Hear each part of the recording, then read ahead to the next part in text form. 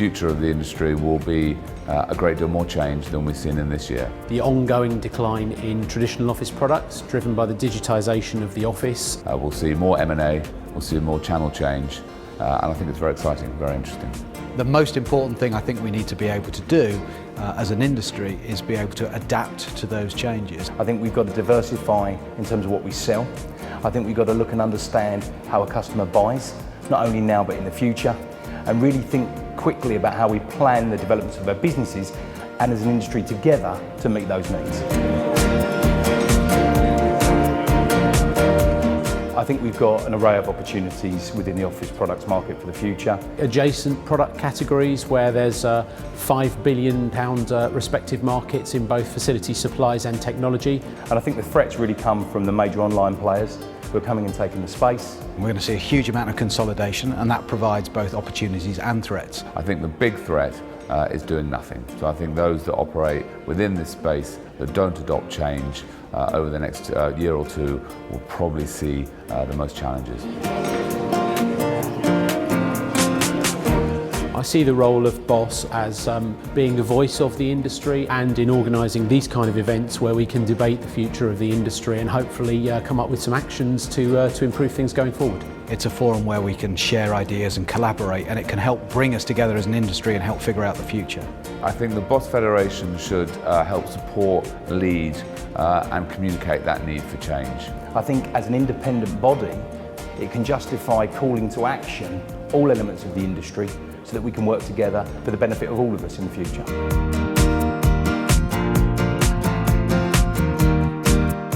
What we know is that our world is changing, the office products world is changing. And basically, during the course of today, you're going to be hearing lots of different views from the whole supply chain. Listen, question, and understand how these changes affect your business and what you can do differently going forward to make these changes work for you as opposed to working against you. I am 28 years in the office products industry, and it's been about adapting and about change management even in those 28 years. The reality is, though, that the next 28 will be even more eventful, I fear. And currently the 16 to 20-year-old group have grown up with a limited appreciation of the hard copy, of paper. In fact, they're very used to working with electronic devices, tablets particularly in recent years. And they are coming to a workplace near us very soon, the so-called millennium babies. And that will have a big impact on our industry and the mix of products within it. And what we've seen in the last 30 years, and indeed particularly the last 5 to 10 years, is an explosion of technology and one of innovation. And of course, it's a big wide world out there, and we need an appetite for change. So let's do it, and let's talk about it today before it's done to us. Technology and consumer behaviour is clearly changing. In the top there, we will see obviously desktop computers and how we've moved very quickly through time, through laptops and now to tablets, and who knows what the future holds. In terms of traditional office products and office products in general, it has declined. Pre-internet interruption market, I think we had a buyer that was relatively uninformed. The buyer journey was linear, and the marketing playbook was one of interruption, cold calls, advertising, etc. It was marketing with a hammer. But today it's all about permission marketing. And in the current climate, the buyer is well informed, of course, and the buyer journey is fluid, not linear, fluid and random, and it starts with Google. And the marketing playbook is one of thought leadership and content creation. So it's marketing with a magnet rather than a hammer. So we can and do shop online, of course, in ever-increasing numbers, and Amazon is certainly the greatest recipient of this. But how much is it really hurting our market? My first question is, why do we keep calling it office products? If you think about the addressable market, and I'm going to talk about that in a bit more detail with some of my other questions, office products, traditional office supplies, EOS, is about a third of our addressable market. Okay? We think the addressable market is about £15 billion. There's only about 5 billion of that is traditional office products. And that market has been and will continue to be in decline. We estimate somewhere between 6 and 8% decline year on year because of the digitisation of the office, okay? The rise of this thing called the internet. In my opinion, we should be talking about business supplies, business services. If you open your mind to what an end user business would be looking for and think a bit broader than just office products, suddenly you find another 10 billion of opportunity. What are we going to do about our product cycle? The whole industry is built around an antiquated paper catalogue. The more we go towards technology, the more those products are going to turn faster. What is the future of paper catalogues? There's another good question.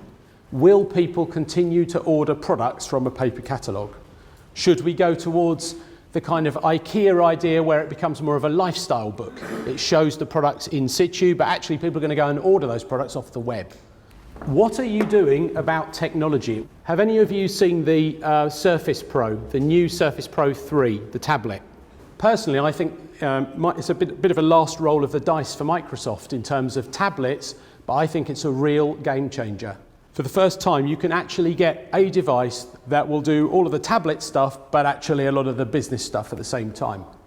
That is going to further accelerate the decline in traditional office products, right? Because it's a filing cabinet, and it's a notepad, and actually it's a phone. But if you think about the number of products that would be replaced by these tablets, it is enormous. There are other people selling tablets in the marketplace, but going forward, we need to have a much bigger share of that market. We think there's about 5 billion quid there in the addressable market. So, dealers, we need to be a lot more serious about that. How much do you know about latex or cleaning products or coffee? Okay, another £5 billion opportunity. That market that we see, and we talk about FM or FS, it doesn't really exist, right? If you're a janitorial reseller, you're in cleaning products. If you're in industrial supplies, you're in industrial supplies. But the Jan Sang guys don't talk about FS in the same way as we do. We're the only ones that talk about that. Nevertheless, there is a £5 billion opportunity out there. If you haven't got the specialised salespeople that you need to sell that product, you need to think about that as well. How are you going to do what you've always done with more competition and lower margins? If those traditional office products are in long-term decline because of the digitisation of the office, and there's far more competition now, you're only 2 clicks away from the lowest price for anything now on Google, how are we going to carry on doing what we've always done? Much more specialisation, deduplication of cost and effort. What are we doing about the web? If you don't have an internet presence, a good internet presence, what's the future? That catalogue selling thing that we've been relying on for so long, how long will that continue? Do you know who your competitors will be tomorrow? What are we going to do about our antiquated pricing models? How sustainable is that model where you go in and you offer cost less 40 or cost less 50 on a core basket of 200 or 300 products and you make 80% margin on the rest? It's not sustainable, right? I'll tell you why it's not sustainable. 2 reasons. One is long-term decline on those products anyway. And the second reason is that most of the procurement guys now have woken up to that. And actually what they're doing is reducing that basket. But I do think that we really need to think seriously about the way in which we're doing business. And we can't just sit there and continue to say stationery and office products have a future. We need to think about how we're going to treat that differently. I'd like to take a little look today at the changing world around us and some of the macro trends that we see, and then go on to say what are the things we should be looking at and what we should be doing in the future. Well, even the big 4 social media companies are about to be overtaken by the big 4 message application. And increasingly we hear more and more talk about robotics. Here's an example of a US Army funded project through Boston Dynamics. That company, along with around 5 or 6 others, were acquired by Google in 2013. Google themselves have been experimenting, for example, with the chauffeur car. It's now been on Californian freeways for the last several years, doing hundreds of thousands of miles, with only 2 reported accidents. People like Gartner tell us we're about to embark on the most disruptive period in our history, as smart machines become the norm over the next 10 to 15 years. Gartner, for example, have said that if you look to 2025, 1 in 3 of today's jobs will be done by a smart machine. And before you all think, well, that will mean some low-level jobs, some manual factory type jobs, they've gone, they've been done. Those jobs have already being done by robots in many, many cases. We're increasingly talking about middle skill level jobs. We have to be careful about a couple of traps that we might easily fall into. The first of those traps is, none of this has any relevance to me. This is all nonsense, rubbish, it won't affect the way we do business. Just shortly after Microsoft and Apple were both founded, the chairman of Digital Equipment said exactly this, that there was no place for a PC or a computer in the home. By the mid-1980s, Microsoft and Apple were fast becoming the powerhouses in computing. Digital equipment no longer existed. The other mistake we often make is we say, well, the world is at an end and we're all doomed. And so we might as well jump in that hole right now. We've been predicting the demise, for example, of mail, and particularly direct mail, for many years. In fact, direct mail grew last year and is predicted to grow again this year. Parcel volumes are up. And even in 2023, if you believe PwC, we're still going to be shipping something like 9 billion letters in 2023 and some 2.5 to 3 billion parcels. So mail is by no means dead. And of course, that long-awaited, theorised 1970s idea of the paperless society seems in many cases as distant today as it did back then. Our love affair with paper is nowhere near at an end. There are 4 P's in marketing, and we need to concentrate on thinking about good marketing generally, marketing 101. In our industry, too often our conversations revolve around just one of those P's, and we have to move the conversation increasingly away from price. We also need to make sure that we're adding value and providing good promotions that mean something to consumers, not the same nonsense that we trotted out last year that didn't really do anything, and not being lazy about finding promotions that can kind of work and not bothering to measure them. We need to increasingly measure and work out what works here. Is there going to be further consolidation? Well, almost certainly. The larger are going to get larger for sure. And will there be consolidation in mid-sized dealers and small dealers? Yeah, probably. The rules of economics kind of suggest that it's got to happen. We've also got to consider the adversarial nature of the relationship between customers and suppliers. We've got to have a more open conversation, a more willingness to engage in a different way. And we've got to accept, as Kodak now know to their misfortune, that sometimes even your consumers become your competitors. And for sure, we've got to find a way to take cost out. We might all be doing it individually, but we have to find a way to look at the entire supply chain. And for all of the right strategy for doing all of that, most important of all, I think, is we've still got to be able to engage and attract the right people to our industry, and we've got to make sure that the right people are on the bus. For us, I think the willingness and openness for us to adapt to the change we see around us is imperative for our survival. 90% of all business, all transactional business today, is still done offline in the old world.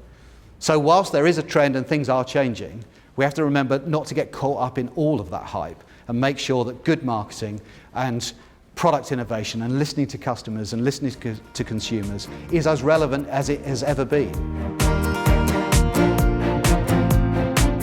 Michael asked us if we'd come and do a little bit of a spiel about how online and Amazon in particular is impacting us. Mark is the expert on web trading, so Mark's kindly going to talk about it. I'm going to talk a bit about really, I suppose, give a bit of a sort of different perception to how we've been impacted by the online business, and particularly focusing on the stationery side.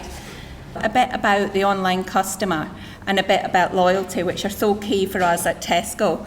So this is what I think is one of our points of difference, because our direct range, what sells in direct, is very different to what sells in store. So our top 10 in direct is things like filing cabinets, the higher priced ASP lines like whiteboards, the big multi-packs, whereas in stores it is still the pens and things of this world. So we have a very different top 10 online to the top 10 on store.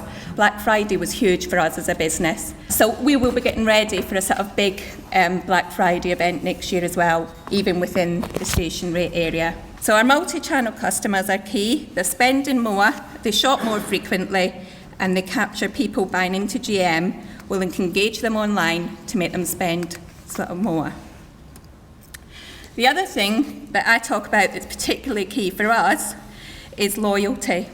As a business, the dark green box is our customer loyal base. So overall for Tesco, our loyal customers spend about 15% more than any other customer at Tesco. What we're hearing today is, if you're still sitting here thinking it'll go online in the future, then you're probably already a little bit behind the curve already, because it's already online. Customers are multi-channel, customers are looking for your products in every single channel, and there's multiple touch points. From our side, we know that our loyal customers are multi-channel. We know that that is our biggest opportunity to bring our store customers, the customers that are already shopping in store, and get them online.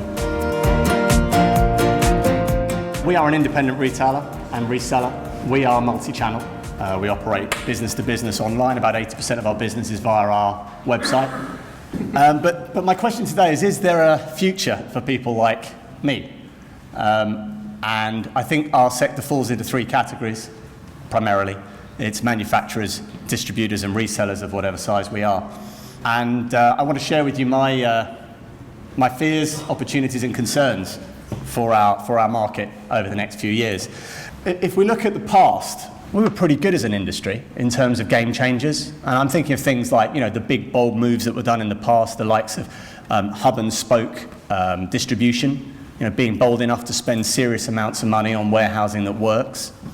And I think if that hadn't happened those years ago, people like me wouldn't be in business today, because we wouldn't be able to make it sustainable. We do a lot of talk in this industry and we don't do a lot of action. Get me data. I can't sell if manufacturers don't produce me accurate, useful information. If you don't have 10 photos of your product, please go and hit your marketing team over the head today and ask them where it is. Where are the pricing? Give us flat pricing. Let's play the game together. Let's get on the same page and work connected and trust each other to actually sell the product through and make a difference. We have to start making change. I think the opportunity falls into four categories. Deduplication. One of the biggest things we did as a business 7 or 8 years ago was deduplicate anything that wasn't customer facing. We don't touch our own product. Consolidation. Consolidation is already happening. We've acquired businesses, other businesses will acquire too. It's going to happen and is happening across the market. It's a given, it has to happen. There are too many people fighting for the same share of the wallet. But I think where dealers, resellers in our sector win best is personalisation. I think we're brilliant at that. People buy from people. That's what it comes down to. And that's what resellers are really good at doing. And offering expert advice. Not just, you recently bought this, we think you'll like that. We know that's what you need because X, Y, and Z. We get to know the customer personally, and we make it personally. And when it goes wrong, we care personally. Making a profit is pretty important. There shouldn't be the smoke and mirrors pricing with hidden rebates and merchandise margins and all the rest of it. Manufacturers need to open the books. Distributors need to open the books. We need open, transparent pricing. And then it's about added value, true added value. The price is irrelevant. You want to change the conversation with your customer about price, we need to do it ourselves. And once we stop talking price between each other and we start talking about adding value to the product, then we're talking about stuff we can make a difference on. There's a much more acceptance of each other in the US. There's much more trust between the dealer and the wholesaler. And massively, there's more collaboration with data, with information. So all the reviews for all the dealers are being provided by the wholesaler, so they're getting a better experience for their customer. There's just a massive more range of collaboration opportunities going on in the US than I see here. Believe it or not, 50% of core channel sales in the US is pretty much Staples. And you may or may not know, but around about $1.5 billion of turnover for Staples now is FS, FM. They're one of the biggest resellers of FM, FS products in the whole of North America. But they are way ahead, absolutely way ahead in that marketplace. So in the next 3 to 5 years, I think there will be acceleration and consolidation over there. Again, that number, that top 75, may reduce down, or the value that they're responsible for will increase. There's definitely conversations going on about mergers and acquisitions out there at a big level, as there is no doubt here. So what can we learn? I think we do need to move faster. I see a huge amount of half empty, not half full. The difference between the two marketplaces is, I've got a good idea, a new idea, come tell me about it. I've heard it all before, thanks very much. We tried that 10 years ago, all the time. Or here's something that's really good for you, it does 100 brilliant things, yeah, but it doesn't do one, so I don't want it. Thank you very much. All the time, that's the difference, yeah? It's a huge difference. It's too good to be true versus let's give it a go. Dealers are starting to change what they call themselves and how they position themselves. And I'm sorry saying dealers, let's say resellers, the whole channel is, yeah? It's business supplies, it's services, it's equipment, it's everything that an office needs. It's not just one-stop shop stuff that we've talked about for years, yeah? It's widening that. And I honestly believe there's one group in this industry that need to get closer to the consumer, and that's the manufacturer, yeah? And there's not one manufacturer I don't talk to that doesn't consider going direct.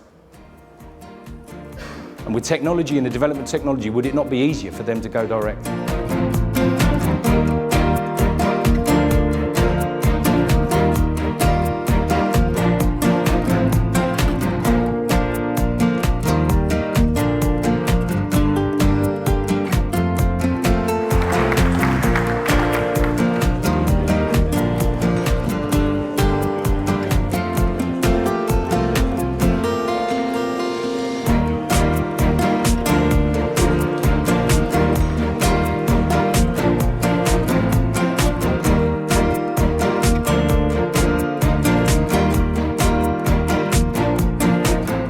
The reason why I'm talking about something different today than I normally do is because Michael's asked me to talk about my views on the traditional mid-size office products dealer, something that maybe 24 to 48 months ago I knew very little about. I think the super dealers will grow. We talked about new channels emerging. Mobile is here to stay, and that's an example of a channel that will emerge. And I think the mid-size dealers will shrink, they'll die, or they'll get eaten. Okay, there is a fourth option there, and that is that they will change. Okay, but I believe that if they don't change, then these dealers will disappear. There was this phrase coined about the welfare state, and I sat in some meetings with small dealers, liaising with their wholesalers, and some of the demands that these dealers were putting on their wholesalers really surprised me. So I think wholesalers will scale back on that. They'll scale back at that because on the smaller customers, the smaller dealers, they don't need to do it anymore because they can pick up that, and also because they got bigger fish to fry. So this value add welfare state, I think, will shrink. I think there will be continual margin pressure. I think sale price deflation will continue to come down. 2025, 75% of the workforce will be Gen Ys or millennials. They have higher expectations. It's proved by sociologists. So their expectations of that channel experience, that multi-channel experience will be there, and they will move to emerging channels. They're going to need this multi-channel approach. Okay, what I call the low emotion, high volume transactions. I need an ink, a cartridge, I need it tomorrow, it's 6 p.m. Okay, the traditional dealer is long gone by 4:30. Okay, it's 6 p.m. How am I going to order it? I don't want to have a long chat about my holidays. I just want to order a cartridge that works on a phone or a device, and it works online. So the expectations of our customers, of the independent dealers' customers, are changing. Yes, loyalty will decline. Okay, so this means personalization is really important because that's a way that you combat a decline in loyalty or an increase in fickleness, if you want. Fighting for each customer will become more important. It's the most important item on the agenda, I think. But there's no point in winning that customer if the way that you win them is to drop your margins even lower or to put in service models that just aren't efficient. Okay, it has to be about the bottom line. And if you can't drive profit through your model, then it doesn't matter how good you are managing or servicing that customer or keeping it loyal, you will fail. That's a fact. So we have to focus on the customer, or the traditional dealer does, but they have to find different ways of doing it. So what do they have to do to survive? Well, I'm a big advocate of efficiency, and you know this, and I really believe that fixed cost model needs to change within a traditional dealer. It's just, I just don't think it's sustainable. It is for some, but for most, that model of having a warehouse, a small warehouse on the outskirts of town, having a couple of vans, okay, and having some salesmen with some nice cars, I just don't think that works when you're seeing the pressures that we've talked about earlier. So I think you've got to change the model. You need to be focusing on the customer, and I think that means that the dealers need to reallocate resource, because I see so many businesses where they've got back office staff and all of this stuff. I don't think that will work in the long run for everyone. I really think that things need to change. The last bit which scares me is a lot of these businesses that I go and see, sometimes they prefer to just sit quietly as things dissipated and died, rather than actually go through that quite difficult thing of driving change. And I guess that's the bit that is the only question that I've got is does that part of our industry really want to change, or would they rather, because they're a bit tired and it's been a bit tough, would they rather just kind of wean away and see out their days? We have to change, and the question is when and not what. And we can debate what the change is, but is it forced change or proactive change? That'll be the question. So we're investing heavily, quite openly, in our online route to market. To be very clear though, we don't mix those channels. We firmly believe there are separate routes to market. We firmly believe some are mature, some are not mature, but we will leave those channels separate. We sell commodities. We mightn't think we do, but I believe we do. And that's fundamental, because that aligned to the route to market that Simon mentioned means everyone's trying to take a little bit of margin. But trying to take a little bit of margin in a commodity business is a difficult thing to do. And in actual fact, looking forward, it's all into computers, technology, as Simon said, mobile phones that can do everything we need to do. We can sit at meetings with iPads, take notes. It's an interesting situation. Having said that, I'm glad to say we do still sell a lot of pens. So there's always going to be a sale for paper and a sale for pens. But the facts are that the common commodity office products are in decline. There is nothing to substitute them except for technology, and therefore we have to be aware of how to reclaim our business and reclaim our margin around those lines of business. The route to market, the availability and the pricing is a huge driver of the future. And unless we're involved in that driver, we have no say over that driver. So I'd rather be in the car if I could be than be outside the car, but this is a huge driver in the future. But ultimately, the key driver is the customer. I think we have to challenge ourselves how to bring the overall price position in the market up, because I don't want to earn 0.5% more margin. I want to earn 5% more margin. Delivering a pen the next day. Staples, we deliver a pen the next day to your desk. I mean, I run the company, I can't even get a pen the next day to my desk. So I don't know why we do it for our customers. So ultimately, all of this comes down to me to one thing: speed. And that's speed of change. This industry, I believe, as Simon said, is changing in front of our eyes. So I think we have to embrace it, but I think we have to try and control it. I mean, ultimately, the roadblocks are very simple. It's a price-driven market. How do we manage that? There's something I call, particularly with some of my colleagues in my own company, is in the box. Are we all so long in this industry that we can't step outside the box of office products? Can we not look at other industries? Can we not go to other conferences? Can we not have forums where we can't speak about our industry but challenge ourselves in the concepts in our industry? But of course, expectations are a roadblock. If we've already given expectations to ourselves somewhere in the route to market to our customers, it is hard to change those expectations if there's any negative connection within there. It has to be a positive message. So we have to be clear in expectations. To summarise from my side, so I still think there is great opportunities, and of all the industries I have been in, the last 5 years in Staples has been the most dynamic. Please ask yourself the question: forced change or proactive change? It's a great industry with great opportunity. It's going to be technology driven. We might as well just accept that. It is a change environment. Accept change or you will be left behind. A little bit of background. I lost my sight when I was around 17. I lost peripheral vision. And then once that closed in, I began to lose central vision. So I lost things like edge detection and colour. To the point now where, as I look out across you people, I can't really see anybody. All I can really see, there's some lights on the ceiling, and that's about it. My story starts quite a few years ago. I think it was around 4 or 5 years ago now. The idea was I would climb this mountain, propose to my girlfriend, have an amazing moment at the peak, and something should tell everyone forever how romantic her partner was. And it turns out climbing a mountain is difficult. So halfway, we had a conversation where we decided to quit. And then we headed back down the mountain. But I'd quit climbing that mountain because I couldn't see. And that really stuck with me. You know, back before I started this running, I pigeonholed myself. You know, I quit climbing that mountain just because it was tough because I was blind. But then over the past few years, I've realised that, you know, we don't have to conform to the labels we assign ourselves, or even the labels that other people assign to us.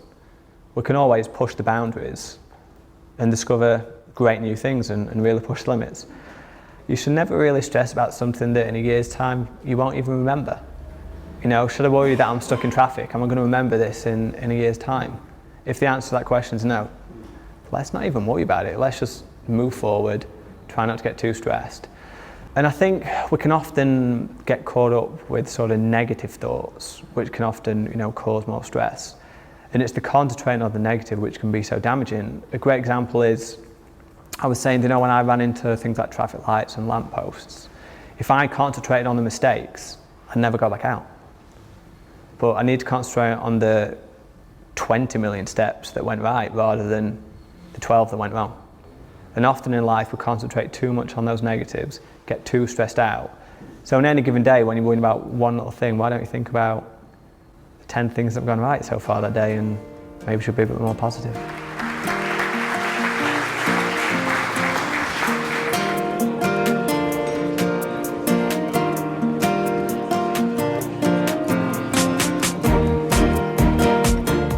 A huge amount of change going on. More technology being used by the millennials, for example. We need to work quickly now to exploit those. The strong will survive, and I think we'll see the strong probably becoming stronger.